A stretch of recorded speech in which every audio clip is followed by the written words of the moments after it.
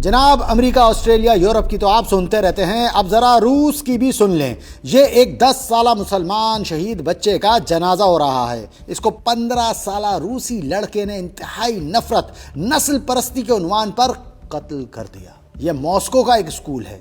اب یہاں تحقیقات ہو رہی ہیں۔ اس اسکول میں ایک 15 سالہ لڑکا چاقو لے کر دن دہاڑے حملہ کر چکا۔ اس کے حملے میں ایک 10 سالہ مسلمان بچہ شہید ہوا ہے۔ روسی سرکاری خبر رساں ایجنسی کے مطابق حملہ آور نے اعتراف جرم بھی کر لیا ہے۔ حملہ آور ایک ہیلمٹ پہن کر اسکول آیا، جس پر ایسے قاتلوں کے نسل پرستانہ نعرے و اقوال درج تھے جو پہلے بھی یہ کام کرتے رہے ہیں۔ حملے میں ایک سیکورٹی گارڈ بھی زخمی ہوا، مطلب وہ سیکورٹی گارڈ بھی اس کو نہ روک سکا۔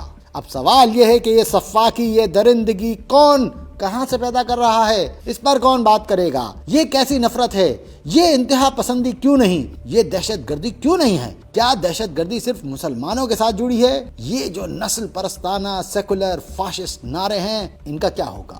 یہی وجہ ہے کہ ہم بار بار اسلامی نظام زندگی کا شعور بیدار کرنے کی کوشش کرتے ہیں۔